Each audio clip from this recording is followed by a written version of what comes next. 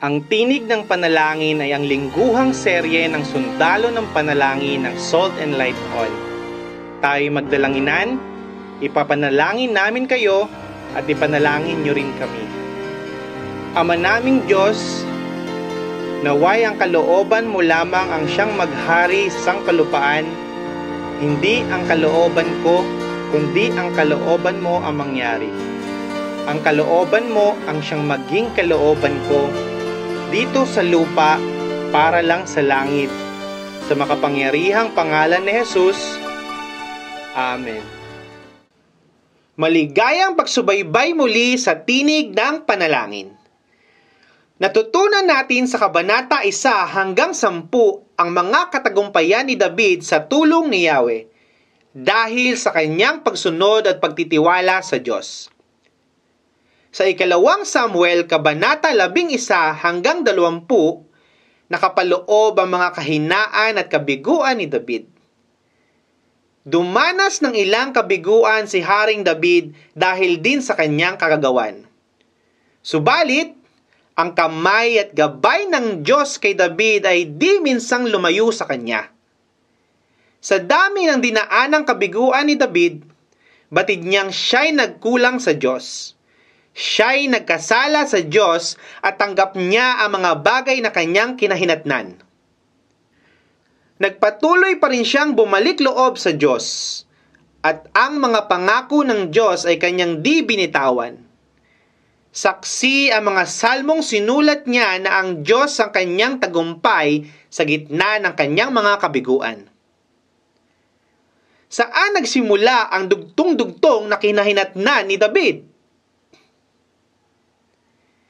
Noong dapat siya ay kasama sa digmaan, ngunit ginusto niya na doon sa palasyo siya mamalagi. Sapit ng tagsibol, panahon nito ng pakikipagdigmaan ng mga hari. At si David ay palakad-lakad sa bubungan ng palasyo at dito niya nasulyapan ng isang napakagandang babaeng naliligo. Natukso siya ng laman at sa madaling sabi, sila ay nagkaugnayan. Si Batsheba ay may sundalong asawa, si Urias, isang matapat na sundalo sa hukbo ng Israel. Nasa digmaan si Urias, ngunit paanong nagdalang tao si Batsheba? At dito gumawa ng paraan si David na ligpitin ang asawa ni Batsheba. Iniutos ni Haring David na ilagay sa bungad si Urias upang siya ang unang tamaan ng kalaban. Dahil sa salang ito, hinatulan ng Diyos si David na sa buong buhay niya ay laging may mamamatay sa patalim sa kanyang sambahayan at mag-aaway-away ang kanyang sambahayan. Hindi ito ang nais ng Diyos. Subalit, may batas ang Diyos na may kahihinatnan lahat ang ating gagawin. Hindi ukol ng Diyos na tayo'y sirain. Bagkus, ukol niya na matuto tayong galangin ang ngalan niya. Bata pa lang noong namatay ang anak nila ni Batsheba. Inagaw ni Absalom ang trono ng kanyang ama at hinirang niya ang sarili niya na maging hari sa Hebron, na nasa Jerusalem, na nasa Juda. Pinatay ni Absalom ang kanyang kapatid sa ama. Pinatay din si Absalom. Ang isa niyang kapatid sa ama na si Adonijah ay nagtangkang agawin din ng trono kay Solomon. Nagkaroon ng tagutom sa buong Israel. Naglaban-laban ang 10 tribo ng Israel laban sa isang tribo ng Juda. At ano pa? Marami pang mga pangyayaring naganap mula sa kanyang paghahari simula ng pag-upo niya sa trono sa Jerusalem ng 33 taon hanggang siya ay tumanda na, mga 7 taong gulang. Ngunit, uulitin ko, Ang pahayag ng banal na kasulatan ay diniin na maganda ang pagtugon ni David sa Diyos, bagamat ganito ang kanyang mga sinapit. Inamin niya na siya ay nagkasala at siya'y humingi ng tawad sa kanyang mga nagawang kasalanan. Dahil dito, lagi siyang pinapatawad ng Diyos. Ngunit, huwag nating kalimutan na sa lahat ng ating mga kasalanan ay may kalakip itong kahihinatnan. Oo, pinatawad ng Diyos si David, ngunit hindi ibig sabihin na hindi na niya pagbabayaran ang kanyang mga nagawang mali. Ang layunin ng Diyos ay mabuti.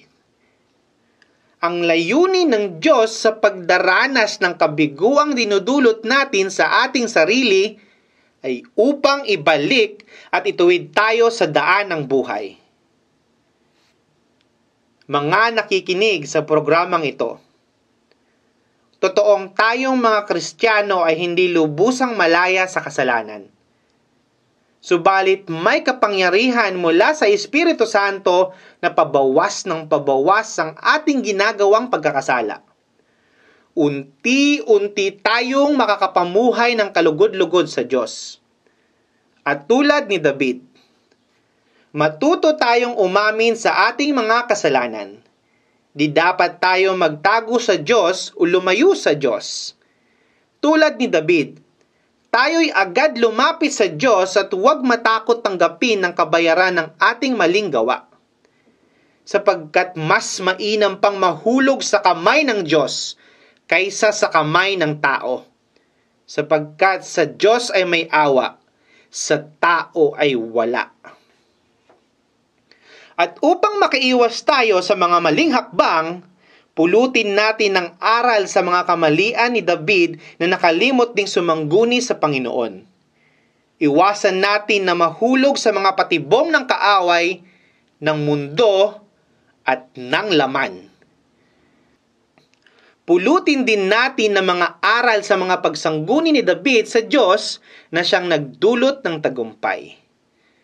Sinaad sa Biblia ang 9 na pagkakataong sumangguni si David sa Diyos. Pinapakita ng salita ng Diyos na nasa kabuuan, si David ay isang taong hinahanap sa tuwina ang kalooban ng Diyos. Tularan natin siya sa bahaging ito ng kanyang buhay upang di tayo tuluyang mapalayo sa kanya. Tayo'y manalangin. O Diyos na makapangyarihan sa lahat, kami po ay mahina at makasalanan. Kailangan ka namin sa aming buhay. Panginoon, tulungan mo kaming sumunod at mamuhay ng may tamang pagtanaw sa aming mga nagagawang mali. Sa iyo lamang po ang lahat ng papuri at pasasalamat. Amen. Samahan niyo akong muli sa susunod na linggo upang muling pag-aralan ng salita ng Diyos. Ako si Mateo, ang inyong sundalo sa panalangin.